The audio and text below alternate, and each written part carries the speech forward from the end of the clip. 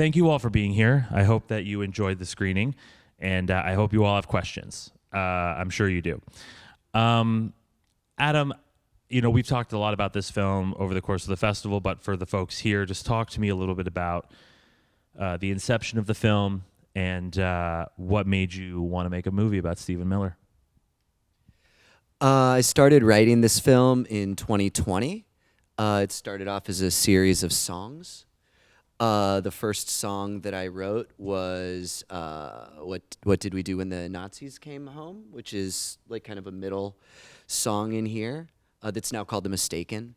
And when I wrote this song way back in 2020, it was very clearly not from my own perspective. It was from the perspective of a parent, and specifically a mother, and a mother who had a difficult relationship with a child. And I'm always drawn to, when I have moments of inspiration, I just like to follow them and see where they lead.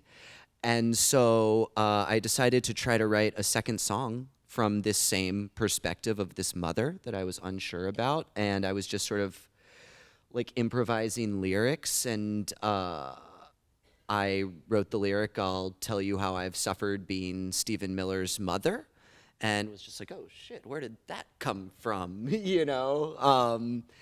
And I became very intrigued by what would you do if you were the mother of this very like influential and controversial figure, especially if you had like disagreements with them. So that was the inception, was these songs that kept iterating and felt like there was a story to go with it. And first I was thinking that it was a traditional play, and then I explored an audio play version of it, like a BBC Radio Hour kind of vibe. And then I was workshopping it with Sarah Schulman, and she said, this is interesting to me. I think that you can keep kind of going and push it further. And she gave me really interesting feedback on the work. And I eventually, when she left, I looked at my friend Lindsay, who plays Joanna in the film and had been participating in this workshop. And she said, I said to her, this should be the film. This workshop should be the movie. That should be the structure that we tell this story in.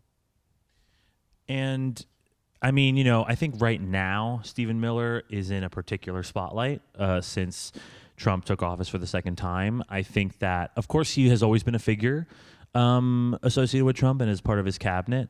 But I think that especially with the activity around the ICE raids and around immigration, he has become an incredibly hot button individual. But when you first started writing it, I imagine that he was not as obvious as a choice for this kind of commentary as it might feel like right now. Yeah, absolutely. And I kind of, one part of me wishes that he had just become this super obscure guy and never gone on to become much more, infamous. I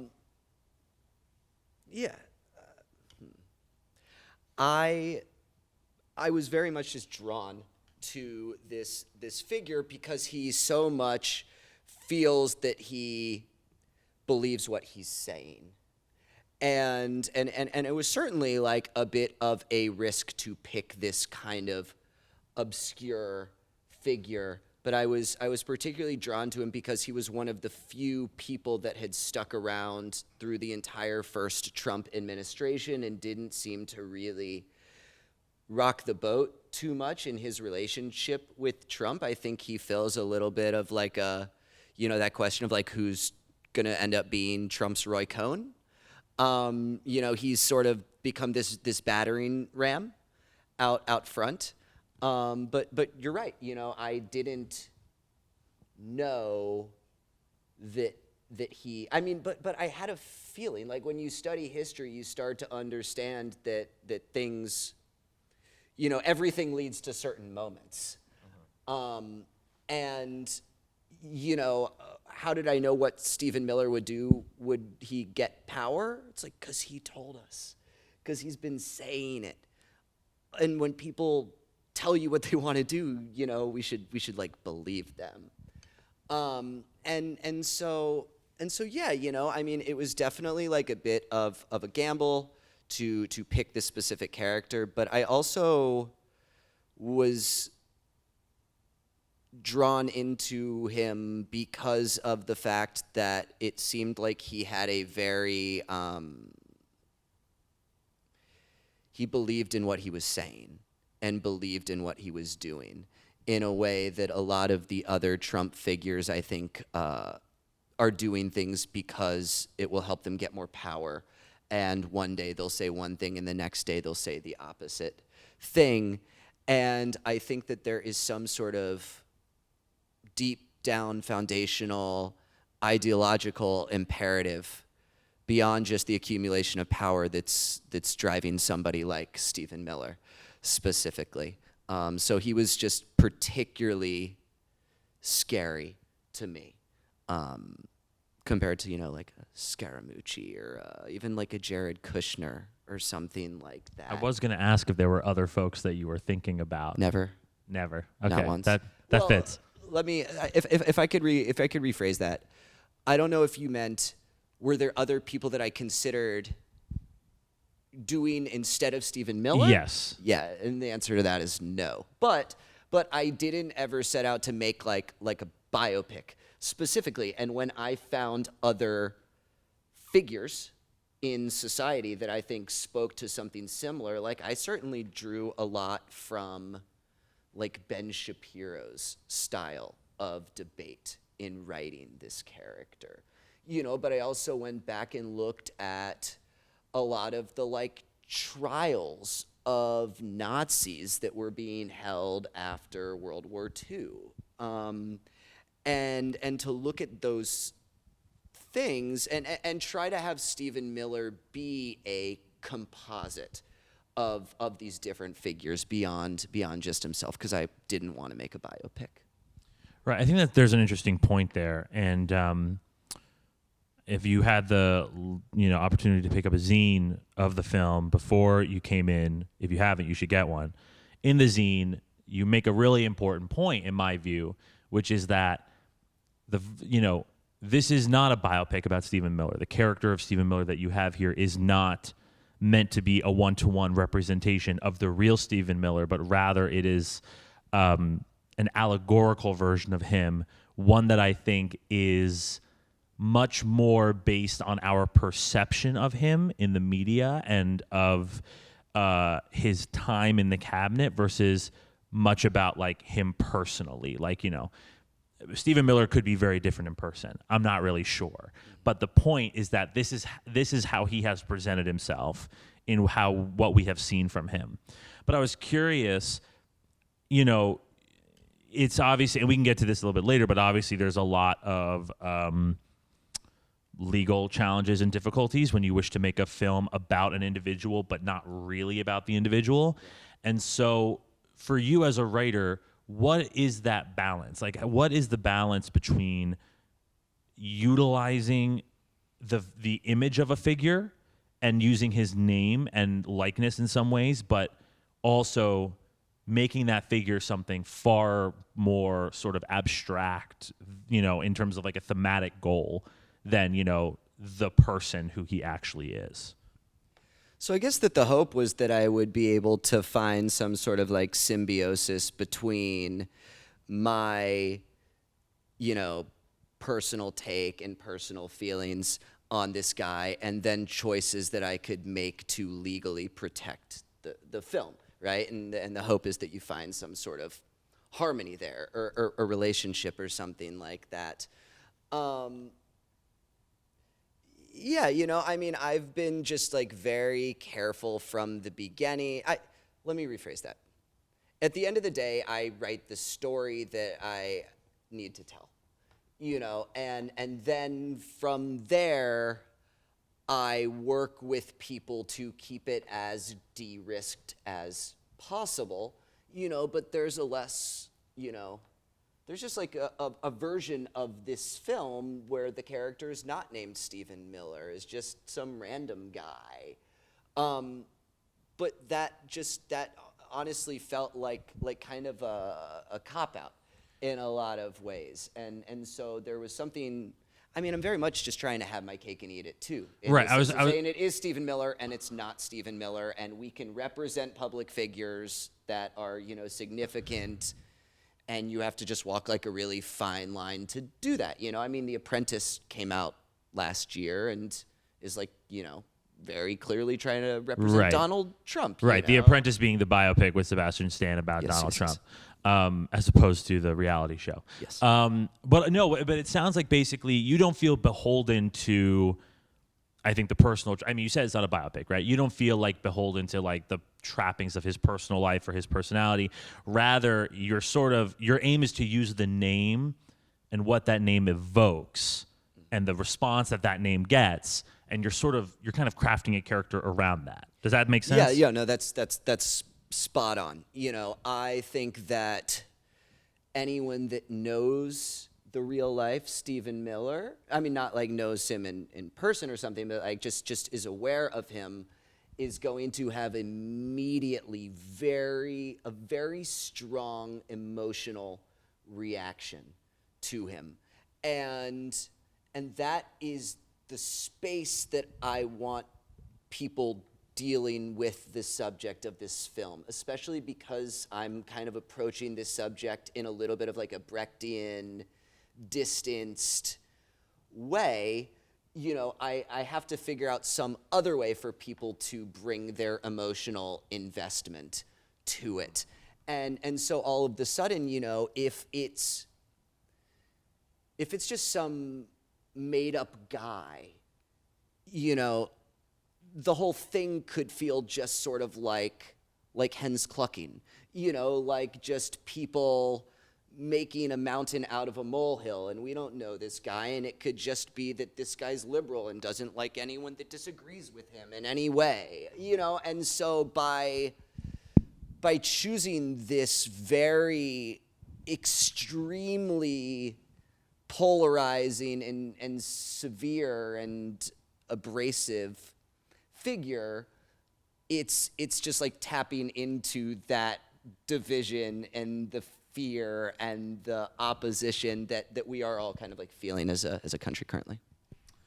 I want to transition the conversation into some of the more formal and aesthetic elements of the film, because we had a screening of this last week, and we got really deep into the Stephen Miller of it all that I didn't really even have the time in our talk back to like go into all the different visual effects and projections and everything that you're working with. Every song sort of has this own unique kind of conceit to it I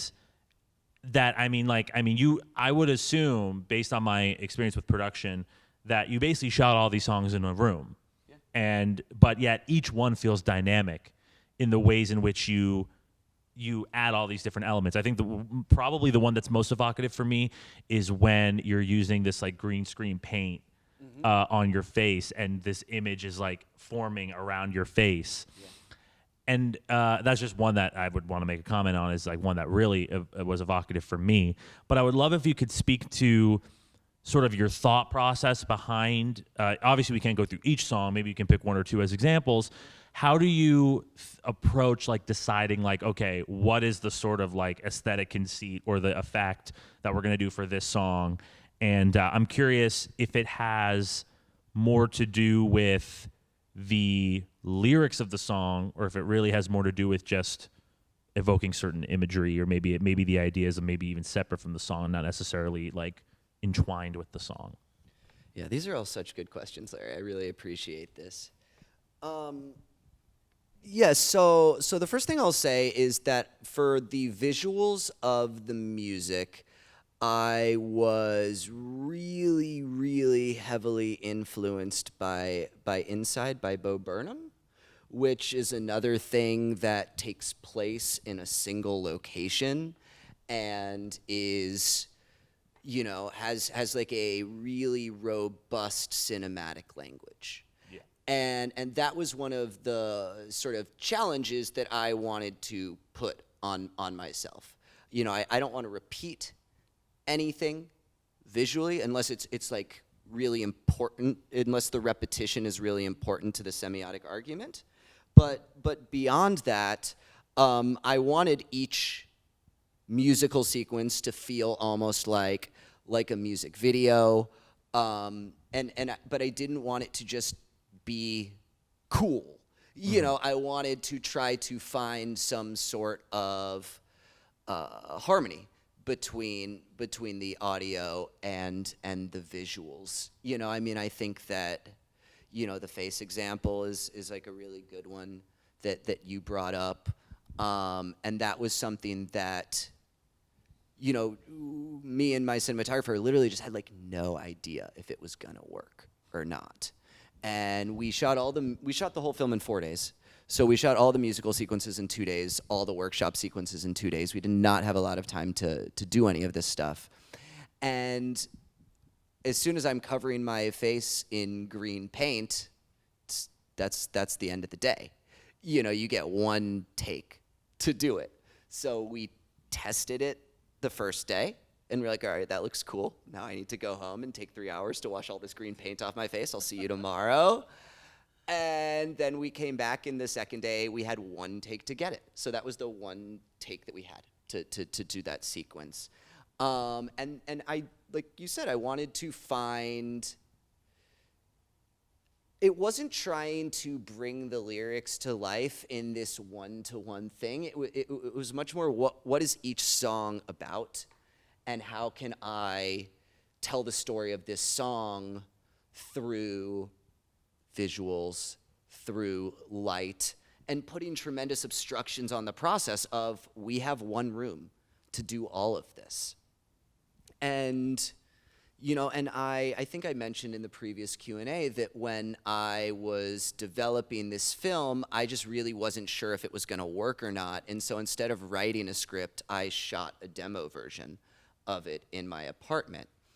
And a lot of these sort of aesthetics of the musical sequences are things that I figured out in my apartment beforehand, just by myself, with the understanding like, okay, I'm doing a really sort of lo-fi, and I mean, this is lo-fi too, but like really lo-fi when it's just me in my apartment. You know, but if I can create a basic version of, I have 2 cameras and one of them is projecting the live, you know, performance in the background. Like, I was able to create roughly all of these effects, like just in camera, in-house by myself, so that when I brought it to my DP, occasionally we would like shift things around. Oh, this thing that we were doing for this song, that actually is gonna fit much better for this song, and I just, you know, could have made that change in my demo script, but like, we know the change now, and we know how that's shot, and we just need to kind of bring these things together. And then when you talk about the workshop sequence, you know, in the previous Q&A, you talked about how, you know, you sort of wanted the 2 modes, the songs and the workshop, as I'll call them now, to be basically the exact opposites of each other formally. So, you know, the workshop is in black and white. It's very handheld. But one thing I noticed in the workshop is that it's almost all like medium close-ups of individual people. There's almost no shots. There's like 1 or 2 wide shots where you have everybody, but there are like no shots in which the 2 people who are like speaking to each other are in the same shot. I'm curious if that was an intentional choice. I'm wondering, was that aesthetically intentional, or was it, I know that a lot of the choices you made were based on budget. I'm curious if that was a choice beyond budget, if it was like a specific aesthetic choice. Well, I mean, I guess maybe my thesis today is, you know, the dream is like harmony, you know, between what you need to achieve creatively and what you can achieve on your budget level. So right. So basically, every decision was a budget decision, just in different ways. But then you like try to frame it in such a way, and you hope that actually the thing that you changed it to is also making the movie better. Right. You know, so for example, we had just 2 days to shoot with actors, and I was like, okay, we're gonna run this in an entirely weird, different way. We're gonna basically go through start to finish of the play over and over and over again for the next 2 days, rather than like, we're gonna do scene 1 and now we're gonna do scene 2 and now we're gonna do scene 3. So the first 3 run-throughs we shot as wides, And then once everybody was warmed up, you're like, all right, run through number 4, we're going to be on Julie the whole time, who plays Mrs. Miller. We're going to be on Oli, who plays Stephen. And we're going to stay with them for the whole run through. And I'm going to be kind of really focused on making sure that we're getting anything that we need out of these performances in like a single shot. And if we, need to do a line a couple of times or a scene a couple of times, we can like run it back. But for the most part, we just like ran the play over and over and over again. And, that was really useful for helping the actors find the rhythm. And like, I got better performances because everybody was forced to be on set the whole time. And you didn't have like an actor that's just like, oh, I'm in this shot and now I'm not in this shot, so I'm going to go back to my like, trailer or whatever. My dressing room, or I'm going to be over here checking my phone. I basically kind of hired these actors and was like, we're not having trailers. We're going to be in one room.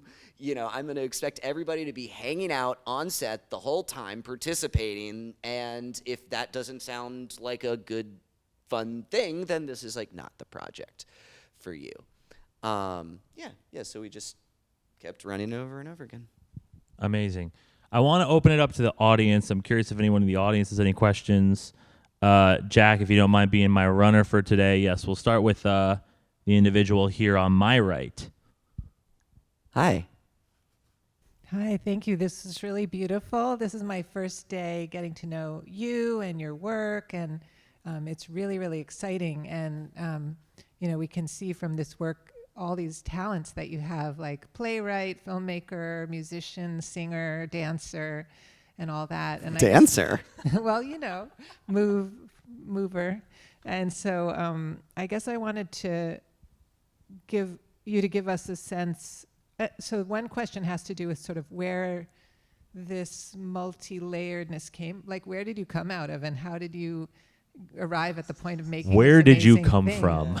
And then the other, maybe this was introduced earlier. And then the second thing is sort of the dialectic between the formal distantiation, and structural interest of this film, and the really emotionally gripping, like there's a lot of kind of character-based tension that is more kind of internal psychological tension, which is often somehow attenuated by a lot of formal distantiation effects. But in this case, I think you achieve both. So we think about the structure and form of the film, but we're also kind of very caught up emotionally in the dynamic among the characters. So maybe you could talk about the balance between those two things. Yeah, absolutely. I think that I'll answer your second question first, and then I'll come back to where do I come from.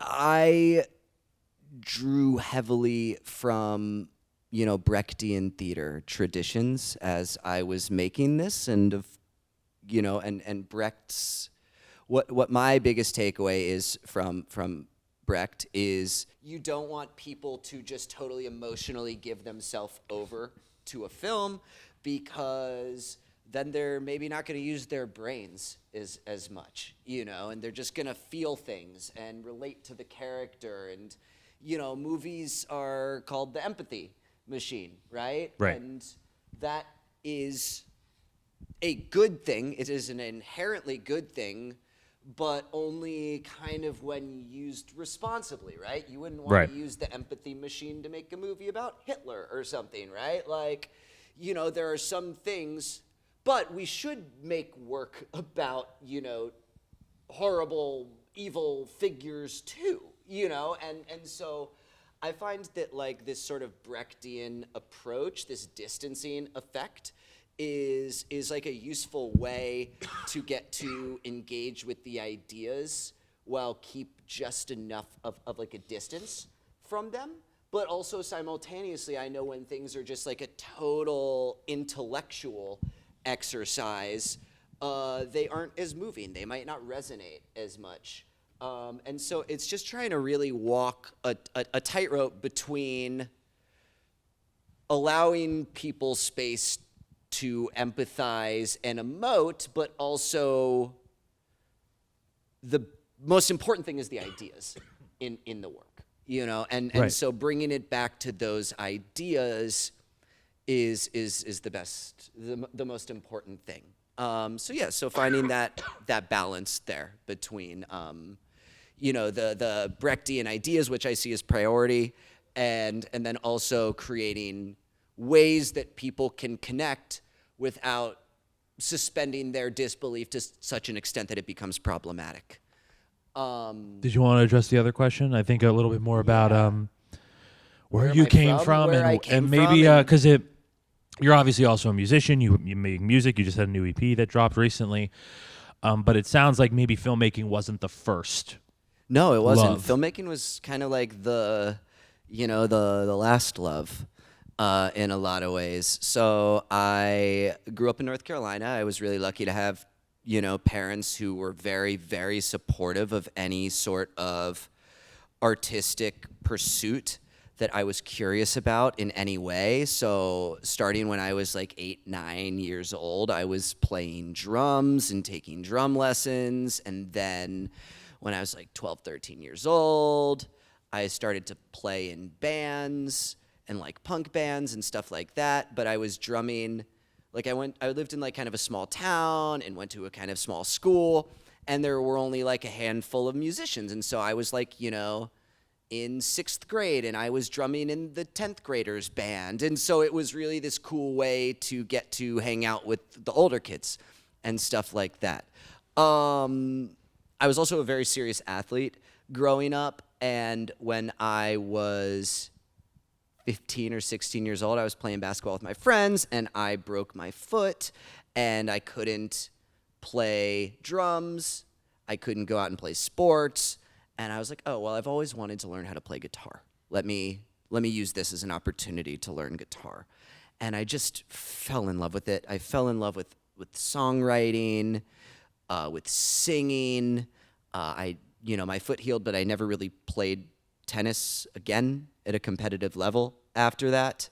So that really connected me to like music, and then to writing specifically, and kind of to storytelling. And then when I went to college, I went to Middlebury in Vermont, and I, studied English there with a focus in creative writing and specialized in screenwriting. And I took a few classes, but really my first sort of what I consider to be my big education in the artist that I am now is after I graduated, I was hired by my mentor, who's the theater director Peter Sellers, and he invited me to move to LA and sleep on his couch, and we worked together on a film adaptation of the stage play Desdemona, which had been written by Toni Morrison. And so my first job out of college was living on Peter's couch. We were talking about this project, and then I would fly across the country, and I would meet with Toni Morrison about it, and we would go over the script, and then I'd fly back to Peter, and we would talk about it. And so I got to have this sort of surreal first job, basically, out of college. And that film never got made. But then, so I mean, I'm sorry, I'm rambling a little bit, but the music started first, then I fell in love with writing, then I really became interested in filmmaking as well, and then I met Peter, and he really helped me sort of crystallize how I wanted to use this stuff. Then I moved back from the West Coast to the East Coast. I made my first feature, Good Funk. And as that was in post-production, I realized that I didn't want to tie my income to projects, to art projects, basically, because I didn't want to have to work on things that I didn't think needed to exist. And so way back in 2016, I founded an art school that's called the Art Detectives. And that is what I do for 40 hours every week, is I run this art school, and I teach classes, and we work with mostly students with autism. We develop personalized curricula. And that has just allowed me to continue to teach painting classes and teach filmmaking classes and teach media literacy. And I always just tell my students that I never met an art form that I didn't want to experiment with and play around with, because I think it's just my way of figuring out the world. So that's a little bit like where I come from. Do we have any other questions? Okay, I'm sensing no, so I think. No, there's one. Sorry. Do we have one? Yeah, can you hear me? So this is, well, me and my girlfriend are here, but this is Hello. my first time coming to this particular festival, and I'm a big fan of independent film. Welcome. I thoroughly enjoyed your film. Thank you. It's a 3-part question. The first one is about your music. Outside of your individual experience of being an artist and learning how to play instruments on your own, do you have any other inspirations from other producers? I kind of got a vibe of like Flying Lotus, a little bit of like Thundercat kind of vibes and stuff. Well, and then I mean, heard that's just like a tremendous honor, you know, because Flying Lotus is incredible and Thundercat is incredible, and like to Pimp a Butterfly, which both of those guys, you know, were hugely involved with, I think is like maybe the most important record of the past 20 years or something. Agreed, yeah. And so I you know, I mean, just in the same way that I never met an art form that I like disliked or didn't want to try out, I really listen to a ton of different music, you know, and so I love that sort of like West Coast modern kind of like jazz, funk, soul infused hip hop. But also I, you know, grew up playing acoustic guitar and coming at it from a much more kind of like singer-songwriter perspective. You know, I kind of to some extent think of music as like this thing where I don't have to ask anybody's permission for anything, whereas if I like make a movie, I have to go and get, you know, somebody has to give me money. Like somebody has to give me a location. And to some extent you can do a lot of those things yourself, but like when I'm just making a song, I can just be in my apartment. I can produce it myself. I can mix it myself. And there are better mixing engineers than me, and there are better recording engineers, and there are better mastering engineers. But I can do it enough that it's like, I mean, I remember 20 years ago where I'd have an idea in my head and then I'd make the thing and there would be such a, like the thing in my head compared to the thing in my hand would be like unrecognizable. Like I'm just like, I do not get it. And now I'm getting to the place where the thing in my head does kind of start to look like the thing in my hand at the end of the day. So yeah, you know, I mean, we can chat afterwards and I'll like hook you up with I just dropped like an EP a couple of weeks ago that is, thank you so much, that, you know, I mean, I really think of music as like the thing that I do where I don't have to get permission and can just make like whatever I want. And so, you know, someone's like, well, what kind of, you know, what's your music about? I'm like, I don't know, the EP's about 12 minutes long or something. Like, you know, I don't know how to describe it in a lot of ways. You know, Rimbaud, I is another, you know, I just let the stuff go where it tells me to go, you know, but then simultaneously I also just dropped like, I don't know do you remember like Girl Talk that like, yeah. So I just like was missing the fact that I didn't have any new Girl Talk music. And oh man, I wish that like Girl Talk would take like some of this like dirty projector stuff and like cut this up with some like gorillas and then like drop Del the Funky Homo Sapien on top of it. And I was like, oh well. That would be a dope track, actually. Well, I just made that track. So I'll have to also hook you up with Bro Speak Volume 1. Nice, that's awesome. Sorry. I do want you to be able to talk to your questions. However, we do need to clear out this space and open it up because there is another event here. But Adam Kritzer, thank you for being here. Thank you for bringing Lost Cause to Philadelphia. Yes, thank you. The conversation will continue outside, and he has merch available outside. The soundtrack's available for pre-order. Thank you all for being here, and thank you, Adam, again for being here. Thanks, Larry. Thank you so much. Thanks, everybody.